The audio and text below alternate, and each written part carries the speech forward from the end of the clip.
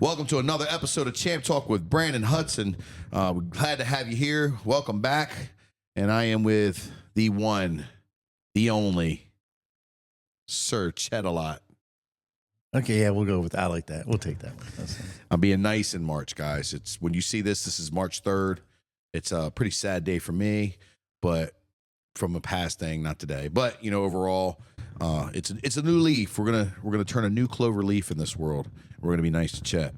Guys, if you get value from this episode, please like, subscribe, give us a compliment, a review. Tell us if you don't like it. Tell us what we can do better. We love, first of all, the comment sections and YouTube are just completely just undefeated, man. I love watching that stuff. That's cool. But man, we do want to help more people. We do all this content for fun. For free and fun. And, we just want to constantly improve people's lives and just give value. So, a like, a subscription, a review, all that stuff goes very far. And again, we'll take any review we can get, but we love the written out testimonies, the what this did for you, the bop, hey, Chet, you need to replace him, all those things. You know what I mean? Yes, more of those. Don't ask about my gimp in the box. She has been very quiet and he wants to remain that way. Well, sometimes, because every once in a while you hear like, you do. And the last guest was trying to hire him or her or whatever it is. But we were like, we not doing that up in here. We'll get you some water in a minute. Alone. Guys, this episode of Champ Talk with Branden Hudson is brought to you by SmokeArt. Go check out SmokeArt for all of your, how would you reframe that? They've got art for your smoke. Yeah. I don't know if that's the best way to reframe it. A horrible way. And I was trying to be nice to you, Chet. I was trying to be so nice, but you fuck it up right for that. Now go check SmokeArt out, man. They've got all kinds of accessories, all kinds of great things. And art. They really do have art. He ain't lying. They do have art for your smoke. It's cool. But it's pretty cool, man. But check them out. Their guys are located on South Division. So holla. Chet, how you doing? Good. Good, brother. Good. How's life? I feel a little sleepy, but you know what I realized? Yeah. It's because I actually got some sleep. Whoa. It's crazy how that works. It's like my body's liking that, going, hey, that sleep was good. I actually think that is a record. I've never heard you say you got sleep. Yeah. Wow. What's changed? SmokeArt? No, nothing. No? It's just a roller coaster ride I've been on my whole life. You do magnesium? Yes. Magnesium's great. Great brain dump and helps you sleep. And I tell you what, man, creatine has been pretty good for me. It's been something I've been doing daily, just one scoop. And it has been a game changer for my recovery, my sleep. I've been really getting some deep sleep. I've done magnesium for a long time, and I do many other vitamins and supplements. But man, creatine has just been helped with my mood. It's helped with a lot of things. So there's other things to play too. I mean, go on a tangent about the supplements, but colostrum and lion's mane mixed. Some hydration type stuff also, and gut health is important because it's connected to everything else. And yeah, so taking some steps like that. But really, I think it was just because I got more than 5 hours sleep. What's crazy is they say don't drink water before you go to bed because it makes you pee, especially if you've got gray in your hair. Oh yeah, I'm up all night. It's ridiculous. It's I'm not gonna say that. That's not true. Well, man, let's just get after it and start the episode right off. I went to a little daddy-daughter, pop-up granddaughter, whatever you want to call it, dance this past weekend, and ran into a couple people that I knew in the community. And one person I ran into, I like this guy a lot. He does Brazilian Jiu-Jitsu, you know what I mean? And, he's been at it for a long time. And we got talking. Real quick, Doug, I gotta tell you, that was like a little tear jerker post being a dad. When I saw that, oh my God, man, the cutest shit ever. Oh wow, thanks. But you kind of elaborated on it today. It was just like, yeah. My daughter said the same thing. Not my daughter, whose granddaughter it is. But she said she was very grateful too. But my other daughter, she's like, Dad, your post just brought me to tears. I'm just like, I was just happy to be there, man. She chose me. You know what I mean? So that was cool. Thank you, though. I appreciate that. Yeah, I bumped into a guy that does jiu-jitsu, and he asked a pretty common question, and he was just like, how come nobody in our area how come more people don't do combat sports? Mm-hmm. We got a populace in Salisbury roughly around, last time I checked, the census was, I think we're around 42,000 people.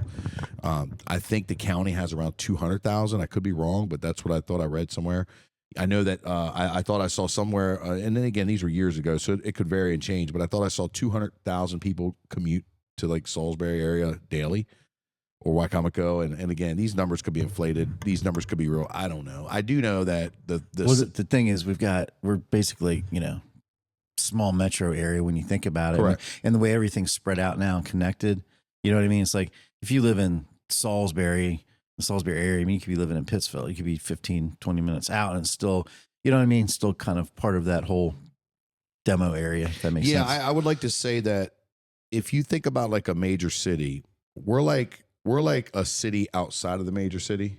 Like if that makes sense, and that's considered the major city, and then you have like you said, we're just in reach of everybody. Everywhere's, the farthest you got to go really on the Eastern Shore from Salisbury is about an hour. You know what I mean? I think an hour will get you up into the Dover area, Rehoboth area, the beaches, get you into the Easton area. You know what I mean? And that that's, either way you look at, way more people than used to, because like all the old heads. I remember when this was farmland. Yeah, you don't got to laugh. That's how you act. I know, dude. You know seriously what I mean? though, Just be serious about it. I mean, it was hey, you do remember things weren't as connected. You know what I mean? Yeah. There was farmland in between everything. Now it's not so much. But what's interesting, because people are like, oh, I can't go from Fruitland all the way up to Salisbury or Delmar. That's too far of a ride. I'm like, dude, it's like 7 minutes. And this is on what the I say. bypass. Even though there's been more people added to the area, some of the ways and attitudes have not changed as much. Yeah, well, that's another podcast. But we were talking. He was like, "Hey, why isn't there many more people? If you got 40,000 people in the city, how come there's such a small number of people?" But that's what I meant, alluding to that. Those kinds of things. Yeah, yeah. What the fuck are you talking about? Because if you look at like this area, and you have other areas that are similar. So, as an example, like in the music scenes and music going on, you look at places that had downtowns they brought back, like Frederick, Maryland, or pick any like down. Yeah. So there's how come there wasn't more going on? There was stuff going on, but you'd think that there would be more going on than there is. And say it's also a college town. Like, why isn't there more going on? Why aren't more people participating in this? I don't know, skateboarding, another one, throwing that out there. It's like, well, we've got so many people. How come more people aren't doing that? But, kind of going back to what you're saying about combat sports and the conversation that you had, like, why aren't more people? There's lots of people. Why aren't more people involved in everything? Gotcha. Now I'm trying. So kind of there's the way that it's, I don't know, way of life, attitude, whatever you want to call it. But, yeah. So back to why aren't more people doing combat sports? Well, I think a lot of it is because a couple of reasons. This is what we talked about. I think a couple of reasons is because, one, you know what I mean? You have the perception when you're in your own gym or in your own business or establishment, and we're going to talk combat sports with this, but like Chet said, this can go for many different demographics. It's not just limited to. But a lot of times what happens is you think that so many people know about you because you come in contact with, you might have a large class one night. For us, a large class is about 40 people, right? That's a huge class for us, right? 40 people in a class, that's a pretty good class, or even, I know a handful of nights we'll have 120 some people in our gym because we have multiple classes running at the same time. That's a lump sum of people for us. And what'll happen is a lot of coaches, business owners, leaders or whatever, they'll see that number or that many people, and they'll think that they have so many people that know about them, right? Because you're surrounded by a bunch of new people, a bunch of seasoned people, and they're all inside of your world and your space, and you're like, man, holy shit, everybody, why the world knows us. And then you have those other months where it's like 3 people in the class, or you might have to cancel a couple classes and take them off the schedule because of the seasons. So that's one component to it. You know what I mean? Is a lot of people think that their shit is bigger than what it really is, and because it's top of mind to you. You're immersed in it. You're living 100%. it. It's like that's most of your day, your night, your week, whatever. And even Pure Fitness, like if you think about Pure Fitness, Pure Fitness has 8,000 members, and it's a very large facility. If people don't know about this gym that we're leasing 10,000 square foot from, it's like population of a small town, right? Yeah, it's 75,000 square foot. So that's a huge gym, and we've got, like you said, 8,000 members. It's a small town right there, but you really only see, and I say only, but you generally see about what 500 on a weekly basis that come in morning, midday, evening, Right. have their different sections, and times. So you think that everybody knows you, but people in Salisbury don't even know that Pure Fitness exists, let alone SBY MMA. You know what I mean? Which comes to my next point. It's like, you think so many people know about you and you're so important and so big, or your friends on Facebook or Instagram, makes you think that the world knows about you because you keep having the same 10 people interact with your posts. But that's like going back to my advertising days, which were not so long ago and have been, very wide and varied. But is that, that's one things you always go back to is like how many businesses will tell you, like, people come in like, man, I've driven by here for 20 years and I never stopped in, so you think everybody knows, or because you have an influx, like, well, gosh, we're doing something right, everybody must know. No, there's way more that for whatever reason, it's because it's not their thing. It's not top of their mind at the moment. Yeah. And that goes even when you have those good months where you have, a high grossing month or high profit month. And you're just like, yeah, that's right. We're taking over the world. It's one of those things, it's exactly what you said. So that's one component to it. The other component is, which is, a great segue. People just don't tell the world about what they do. The things that you do in your profession, you may seem very trivial and mundane, but there's so many people that are like in awe about, what you do every day. That's like if you talk to like a brain surgeon, you've heard me say this before, and you ask a brain surgeon, how many surgeries you do in a month? And he's, he or she might say, yeah, I do about 1,000. Holy crap, 1,000 brains. And, then you ask about some of the surgeries and what they do and stuff. And, casually they'll just explain it to you. Well, we cut the skull open and they're still awake, and, we'll test this and we'll do that and blah, blah, blah. And the common person like myself, I was like, holy shit. That's crazy. How right. do you do that? and the brain surgeon's like, oh, this is what I do every day. You know what I mean? It's similar to any professions, with YouTube and Instagram and TikTok and all these platforms that highlight your day to day and show off videos of what, people could do. You can make anything interesting to this point with a curated video and just talking about what you do on a daily basis. I mean, anybody who scrolls social media can attest to that. Correct. Like you'll find stuff you didn't even know you were interested in. Yeah, like we have going down a rabbit hole. The most viewed videos on YouTube are how-to videos. You know what I mean? How to do this, how to fix that. You know what I mean? I got a friend out in Kansas City. He's got a plumbing business, and he's got this business. He put a post out about what toilet to buy. What's the best toilet to buy? And that thing went fucking viral as hell, because that's one of the questions everybody wants to know. What shitter am I going to shit on today? You know what I mean? So what that tells me is that most people don't tell the story about what they do for a living. And that there's a market for literally everything. 100%. And if you go back to combat sports, right? For instance, you know what I mean? Like, I've only learned this through trial and error, but first thing that everybody wants to do is everybody wants to show off their pad work. They want to show off and I'm do it too. They want to show off the rolls. They want to show off these things that are cool to the common person, are cool to people in the industry, cool to everybody.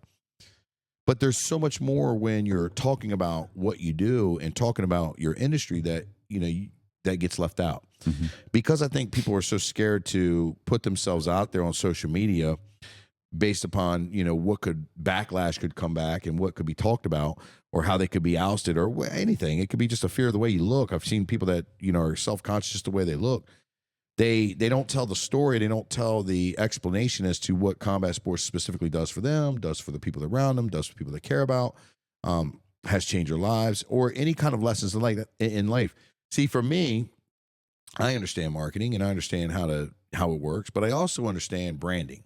Mm-hmm. See, marketing will get you clients. Branding will get you wealth, right? Right. And I understand, branding in a whole when it comes to, being able to market myself along with my businesses, along with the things that I do and I enjoy.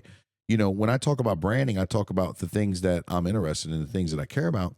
And what that does for me is that helps me continue to open the world up and open my potential, my existing, former, and potential clients eye into what I'm thinking and what I'm going on my day, what I'm doing on my day to day, right?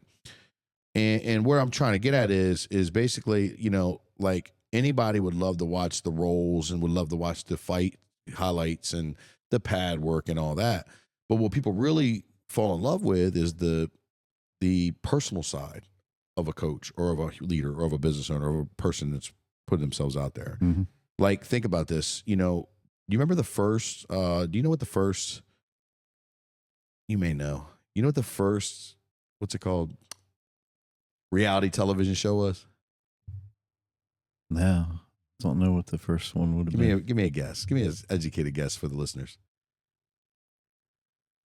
I can't even give you an educated guess. I'm thinking too much about it. I don't know. Name one, dude. Name an older one. I'm trying to think. It's probably something that wasn't even in like the 2000s. It was probably something even further back. So right now, we're looking for a Champ Talk with Branden Hudson. We're looking for a new co-host. Please, somebody jump in here. Somebody who can answer questions and liven this place up. You can't think of one reality show for back in the day. Real World. Remember that? I mean, there's all the MTV stuff. That's what I was. Okay. Okay. We could have said one. I'm trying to be nice to you. I'm kidding. Cops. Cops, dude. Cops. Cops is the first reality show. Was it really? Yeah, but most people do say Real World, you know, or they give me blank scares. I just got to fuck with you. It's fun, man. We got a lot of laughs over the banter we got last time. Let's keep it going, okay? Wink, wink. Yeah. All right. Call me if you want to get a place. Anyway, yeah, we're cops, right? People fell in love with fucking Cops, dude. And I did not like Cops growing up. I didn't think it was a good show, probably because I was a criminal. But I really like Cops. I didn't really get it, right? You know what I mean? But people loved that show, right? And then that went into the Real World, and then that went into so many others, and Keeping Up with the Kardashians. Now, pretty much everything that you see on TV is reality TV, right? And it sold a lot of records and tapes for Inner Circle. Is it Inner Circle? Yeah, that did the soundtrack. Yeah. Bad Boys. What you gonna do? So, what that means is that's what people are really interested in. People are entertained by what they see. They're interested in by what they find out and what they know. And you know, for me, it's like when I talk about my daddy-daughter dance and you know the things that I go on about on social media. You know, for me as a coach, I want people to see who you're trusting your kid with to train and teach martial arts and combat sports. Who you are aligning yourself with when you want to come over and, you know, be a realtor, you know, for us and things like that. You know, who you want to hire to speak on your stage, who you want to hire to coach you in business, who you want to hire, you know, who do you want to involve with your network and your sphere. And so many business owners, so many leaders, especially in the combat sports world, they run from that. And I think really what it should be is that responsibility. I think in business at this point in age, if you don't master sales and marketing, and if you don't master how to market yourself on social media, then I think that you're going to continue to stay stagnant. It's going to be forever pushing that wheel. And you don't have to look too far to see the ones that are doing it. Maybe have a little more success with that space. I mean, not just on, you know, the personal growth and everything, but I mean, look at what their businesses are doing because of it flourishing. So, 100%. Well, and again, it goes back to the question. We're talking about, you know, why do more people do, you know, combat sports? Well, you have to kind of make it attractive to the consumer, right? You know what I mean? Like, really, nobody wants to. It's a luxury ticket item, right? It's like, okay, come on here to my gym where we beat each other up, right? And that's what people hear. And people think of the UFC, they think of the or MMA on TV, they think of the blood and the elbows and all that broken stuff. noses, split lips, yes, that's what gouged they think. eyes. and granted, there's always a risk, but that's the perception, right? So they come into the gym, and you know, then you're seeing stuff online, and then you're seeing, you know, things like, you know, sweaty men and burly beards, you know, all looking like they just went through hell at the end of a picture, you know, at the end of a class. You know, it's like nobody. That's like old school, right? Like I can't stand those pictures, man. Like for me, I've done a couple here recently just because I was asked to, and you know, and both times, I'm not a big fan of the whole big class picture. I think that's like a one and done, or a couple of them you do every now and then, like doing those every single day and all the time. It's like, that's not attractive, and it might work for other people. I could be completely biased, but my personal opinion is I don't like them because it doesn't really tell the story of what you're doing. It just shows hey, look, we have all these people that showed up tonight. Great. And that's awesome. I'm happy for you. But there has to be a little bit more depth and a little bit more into that, right? And we know that there is, and we know what happened in the class before that, but try to find some way to convey that versus just, hey, look, there was 40 people. Okay, wow, that's amazing. Yeah. All right, well, that's good. And then the next night there were 15. So so what? Like, what's every day's got to be a class picture? Yeah, well, I agree with. I know what you're saying, but you make a good point because it's like, and that goes back to what we're saying. That's how you convey what you're doing as a business owner. That's what or a leader, or in combat sports as an instructor. That's what you're trying to convey. You're trying to say, hey, look, we do more. We do this, this, and this, and look at that, this. The biggest thing that I could tell you in combat sports, and I've said this over and over again, is learning how to lose. And the things that people get when they come in and they sign up to do jiu-jitsu or Muay Thai or karate or whatever discipline they're into, that the mental health benefits that just reign supreme over anything else. And when I say mental health benefits, I don't just mean you're getting in shape, looking better, or you're getting a lot of your frustration out. I mean the camaraderie, the conversations that go on before class, after class, on the mats, during the class, the camaraderie that you have adds so much to so many elements of the human experience. I want to say open mat this past Saturday. You're out here rolling is just two of us. I mean, I think we had the marathon rolls going because nobody else was there, at the end of it. But we talked. I mean, we're talking about all kinds of stuff. It's just, the social aspect of it too. Yeah, and I mean connecting. And that guy's a stranger. That guy, visited our gym 4 times, 5 times? Yeah. And he feels like one of us. Yeah. He's like, hey, man, I love coming down here. Thank you. Bop, bop, bop. Yeah. The elements that adds with so much, especially in a world where we're so disconnected and we lack so much touch and feel and conversation and things like that, man. It's just something that is just like, you can't put a price tag on it, and you can't put it into words, but you could talk about it. You could talk about what that does for you, what that does, what you've seen other people. I think a great thing that you posted this week was, my friend Omar. You know what I mean? Omar, I'm going to talk about him. I'm not going to put his business out there, but I'm going to talk about him. Omar, he's with us over at the Maryland Delaware group, right? And he was one of our members a couple years ago, and he had to take a little break, man. He was, he was having some stuff he had to iron out in his life, and major stuff, things that people have to go through in times that they wish they didn't. And we all got them. And we all have got them, right? And and this kid, man, I've always seen the great in Omar. I love the kid to death, man. I've always seen the great, and I've also fucking beat him over the head with a hammer. Like, oh, motherfucker, you know what I mean? And just to know his journey and then see his hard work and his dedication. I just left the office now, and he was in there. And this kid's got it, man. He's a kid. He's a young guy. He's a young man. He's figuring it out. And you put it really well, man. It was just like, dude, he had to take a little break. He come back, and all cheeks and teeth the whole time he's back. Did you see it? Yeah. All cheeks and teeth, and just so in the moment. And I've been fighting with him, like, dude, when are you gonna get back in the gym? Get back in the gym. Get back in the gym. It's gonna help you. It's gonna help you. He's like, I will, coach. I will. I got this excuse and that excuse. And finally he just said, I'll be there tonight. And I mean, the kid was just like back in his element. He was feeling good about himself. He was making connections, just all the things, and it just felt really good to see that and to know that, hey, you might take a break. You might need to do your thing. I don't think taking a break is ever acceptable. I think, maybe small breaks, but long breaks, it's just hard to get back on the wagon. Either way, it happens. People have to do it.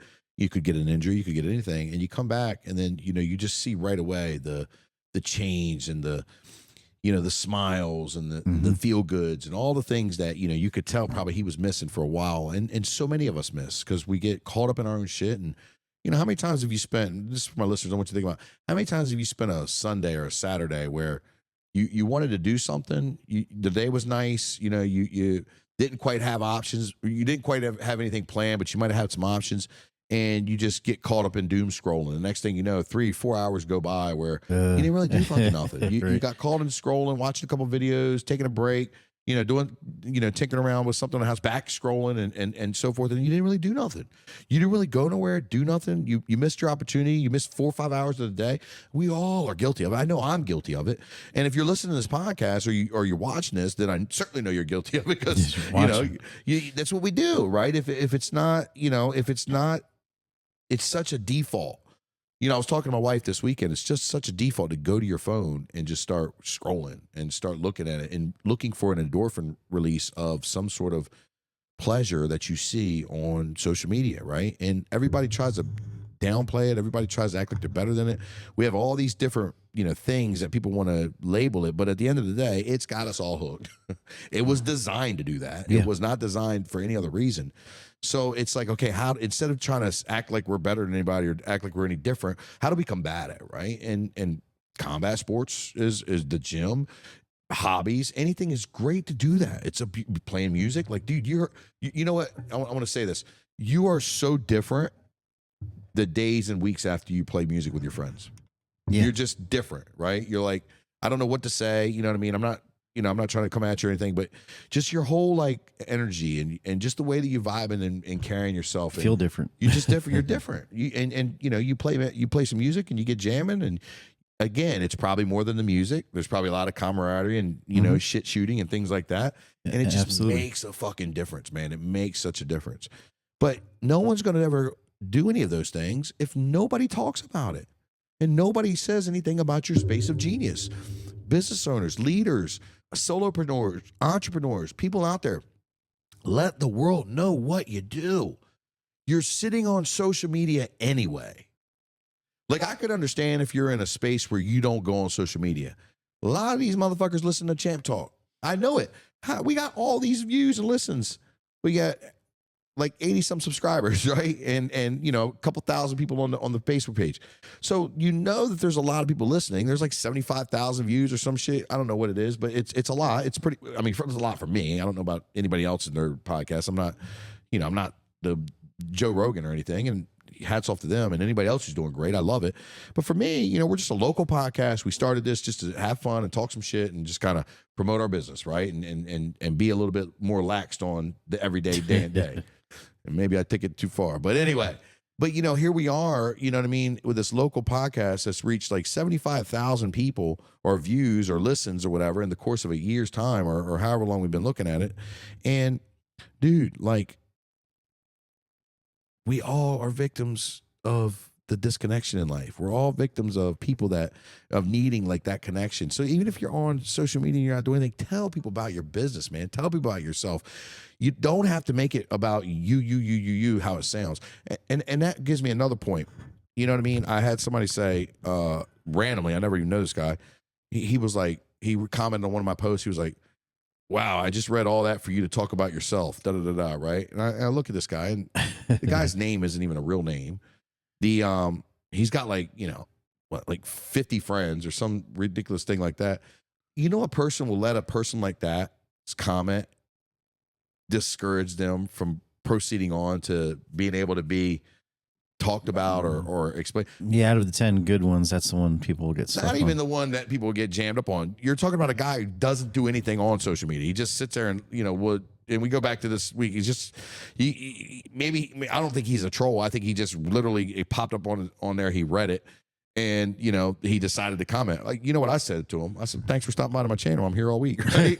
But my point is like, we'll let a small little insignificant person that we've never even heard of sit there and throw us off of giving the world our genius and telling the world about us. Mm-hmm. And, this is my social media. This is my page. This is the things on my platform. Somebody got on there one time and called me. This is when I was getting a little bit of hate. Tried saying I was such a narcissist. All you talk about is yourself. And then talked about my wife. Said something about my wife, right? Said how, she looks like, I'm going to share it. She was like, and your wife's supposed to be in shape. She don't look too in shape. Or y'all supposed to be in fitness. Like, come at my wife. And I looked at this troll. I don't mean any internet troll. I mean, this bitch was under the fucking bridge. Like, she looked like a fucking troll. I'm like, ugh. I looked at her. I'm like, oh my gosh, you actually said this? What you just said come out of your mouth? Like, lady. And I wanted to flame her so bad. I wanted to go all in and burn the bridges, but I'm turning a new leaf. And I just blocked and deleted, right? It wasn't that important. But my point is, she's like, you're so narcissistic and talk about yourself. Motherfucker, this is my channel. Welcome, everybody, to the Branden Hudson Show, starring Branden Hudson on his Branden Hudson Facebook. I'm going to talk about me. I'm going to talk about the things that I like, the things that entertain me. People are like, oh, yeah, you know, all you hear is people in their highlights on social media. Yeah, motherfucker, because we're getting tired of hearing bitching in the real world, right? Like, of course I want to see the highlights. I want to entertain me, motherfuckers. I'm looking at social media to be entertained. I don't want to hear about your political campaign speech and all your other bullshit that you want to complain about. I want to hear about the fucking cool shit that I want to be able to work up and live up to. But people, everybody's different. I get that the whole psychological thing. I get the whole conversation about kids and you know how they can get so influenced and it can work on them. I get all that. I'm not talking about that. That's why I post dill pickle corn puffs. It's fun. Lighten up, have fun. But it's my show. It's your show. This is my branding and the things that I'm going to say about my life and my world. And the other side of it, let me tell you something. The other side of it, I'm thankful for every single like I get. Do you know that somebody actually decided, Gimp, you'll love this. Somebody actually decided to wake up one day, right? And when they woke up that day, they decided to go on social media and read my content. One person decided they were going to read my content. And they said that they were going to like, and they gave me a review of a like or a heart. Or they might even shared it to their page of something that, you know how grateful I am of that? I'm grateful of every single person that takes the time to read, look, listen, comment, all of it. Even the haters, right? Because, yo, like, you did it. You, of all the people you could have looked at and talked about, you decided to listen to me. But so many people want to get caught up on the followers and the engagement and all the other shit. Oh, I only got 10 people that listen to me. You know what I mean? Well, if 10 people died in a bus accident in your hometown, I think that would be a big tragedy and a big deal, right? So if one person's waking up and listening and liking your shit and just look, you know, commenting or you know, positively, obviously, commenting or just engaging or just viewing and saying to you out in public, yo, even if they don't say that, they say, hey, man, I really, really love your content. Bro, that's a blessing. To me, that's like something to be thankful of. That's not something that you want to look as transactional, or that's not something you want to live or die and hang your hat on. Well, I only got five people that like my shit. So no, it's just you expressing yourself and telling people who you are, what you do, why you love it, and what makes you so happy in life. And sometimes what makes you upset and angry. It's a great way of expression. And if you don't get caught up in the addictive bullshit weeds of it, you know what I mean? And it's been great. Like, Meta pays me. I still think that is the most craziest concept in the world. That Meta pays me money. Like, think about that. I'm not a celebrity. I'm not an influencer. I'm a dude in his fucking, I'm a middle-aged man, right? I'm a middle-aged dad / granddad that loves granddaughter dances. I'm just an average guy that sits here and puts his stuff out there, and I monetize my profile, and I made it a business profile or a professional, and Meta said, here's rewards for keeping people on the platform. And it pays me to talk about myself. Are you fucking kidding me?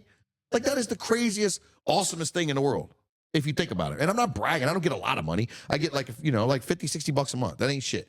But it's still 50, 60 bucks a month that I get. Hey, that goes right towards my ad spendage, right? But it's crazy in the grand scheme of things like that I actually get a check or a direct deposit from a company that just wants me to keep promoting myself or promoting me the things that I'm interested in. And anybody could do it. And that's how you're going to get more people in your gym or more people in your business. That's how you're going to get, and even if you, and for us, it's not about more people in the gym. We want the right people in our gym. Like, we've tried for so long trying to get the most and casting that wide net. We're casting a deeper net. I want the people that match our core values or want to live up to core values. I want the people that want to change their lives and improve their lives. And I was going to say, that is something that I've noticed, kind of a change in that before. I mean, you get people that are just interested, like they don't have really a clue and they want to come in and get all the information, or, you know, as their knowledge of combat sports or martial arts is karate, because they took karate as a kid and they know about karate and, you know, bringing the kid in, and kind of the benefits that we always hear that we know about, kind of the standard stuff. Right. But seeing a bigger change to people coming in at looking for very specific things and asking very specific questions.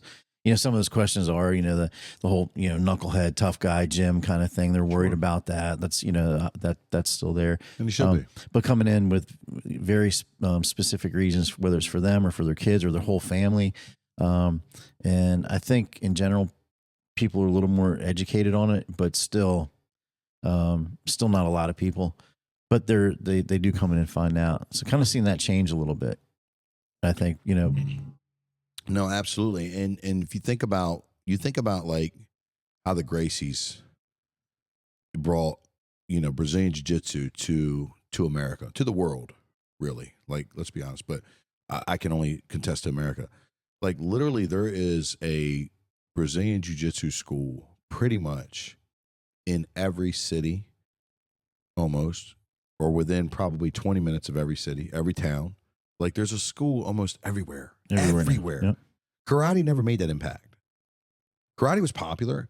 You didn't have that many schools, right? Like, jiu-jitsu has just completely enhanced America with combat sports and what it's done.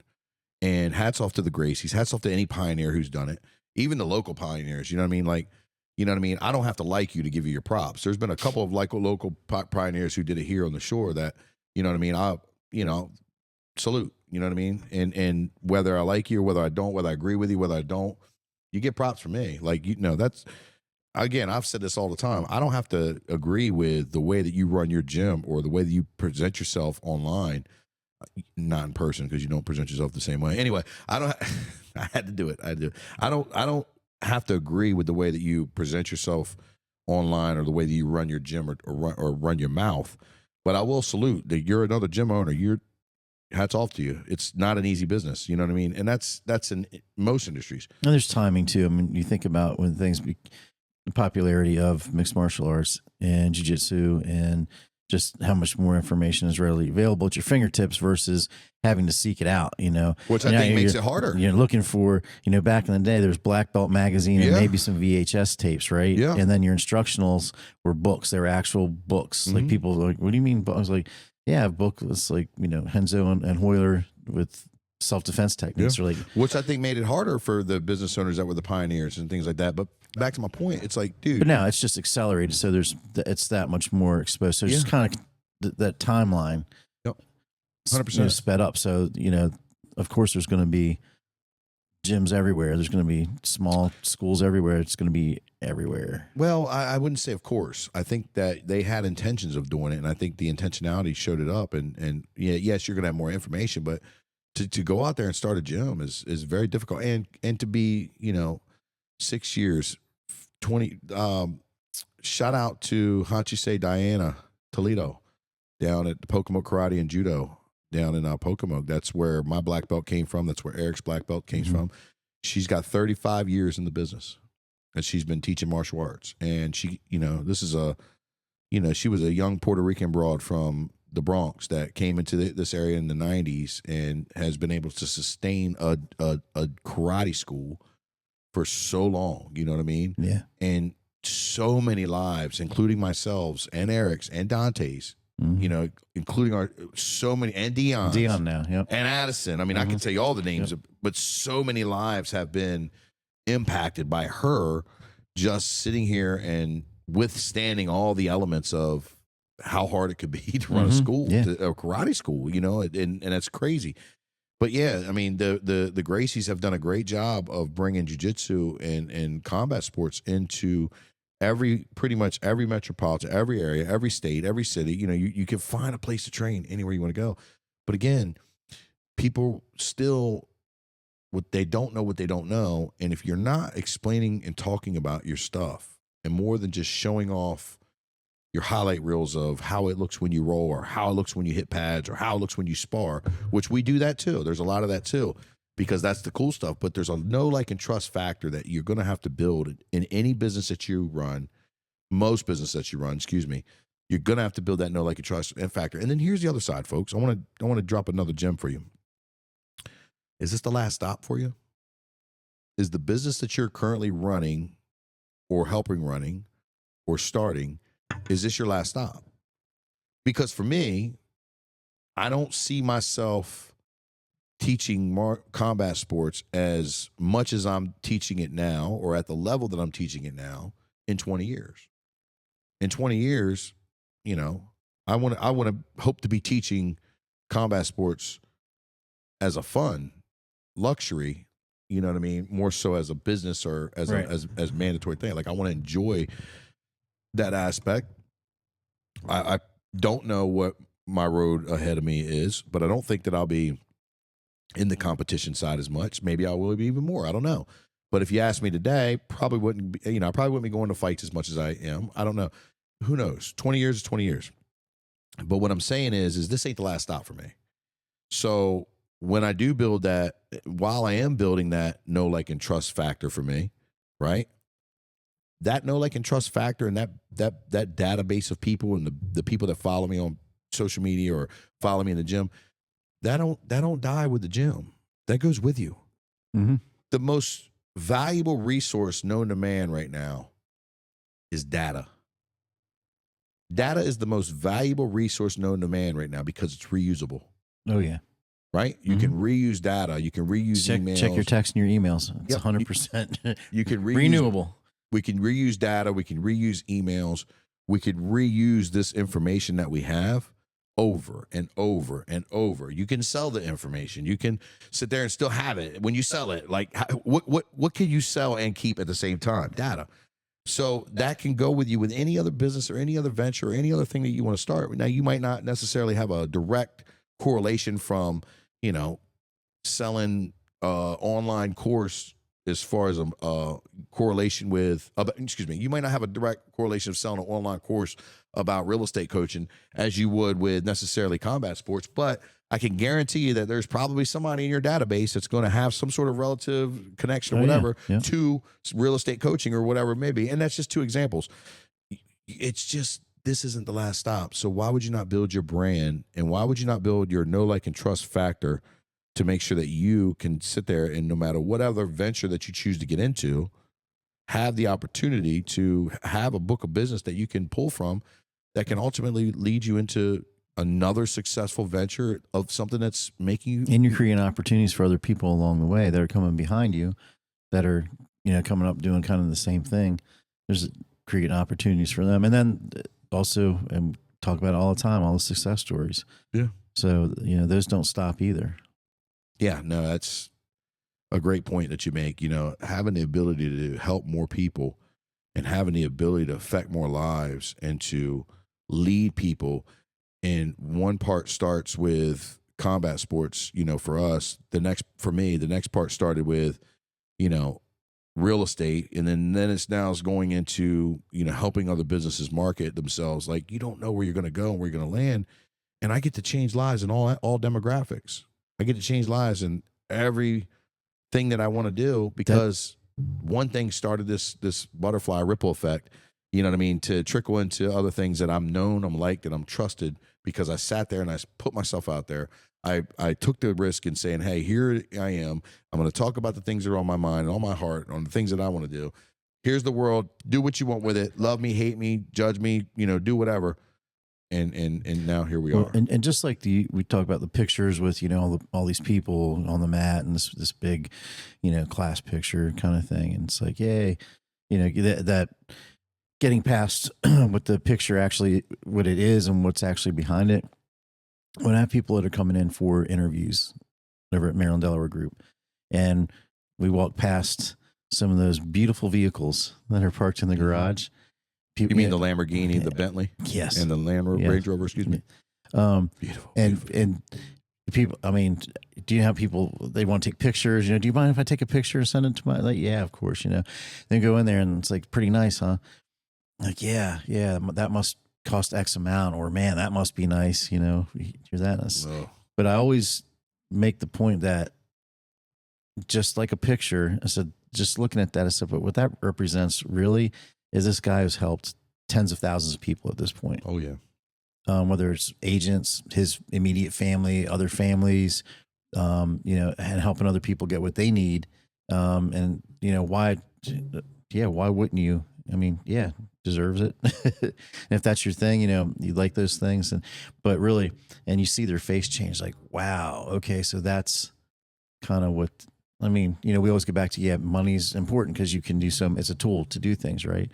But when you see their face change, realizing, okay, I get it. I get exactly, never thought of it like that. Like, I'm thinking dollars and cents. I'm thinking those are nice toys, but I'm like, but you know what's really behind that? It's like all these people that have been helped. And you see the little light go off, and it kind of takes the conversation to a different place. Can't put a bow on it no better than that, brother. That was a great way to end this episode, man. Listen. So you keep me around for another week then, right? One more. Okay, cool. Tell more people about your shit. Stop being quiet and silent. Let people know about what you do for a living, why you do it, where you do it, how you do it, when you do it, all of the, just talk about it, man. You're not being brash. You're not being cocky, conceited. You're doing the world a service by telling us about what you do, and we're all interested. You'll have an audience that will be so interested, and then hopefully it'll do multiple things like help people and this, that, third, but more importantly, hopefully it'll put more money in your pocket and help you change the dynamic for your family forever. Guys, that's another episode of Champ Talk with Branden Hudson. Thank you guys so much for tuning in. Please, again, if you like what you hear, you know somebody that can get value of this episode, share it, subscribe to the channel, leave us a comment, leave us a review, whatever it is. We're on all platforms, Spotify, Apple Podcasts. We're on YouTube. We're on Facebook. You know what I mean? Send us a DM, smoke signal, carrier pigeon, anything. Just let people know about Champ Talk, and we thank you so much. What are you doing today to become a champion?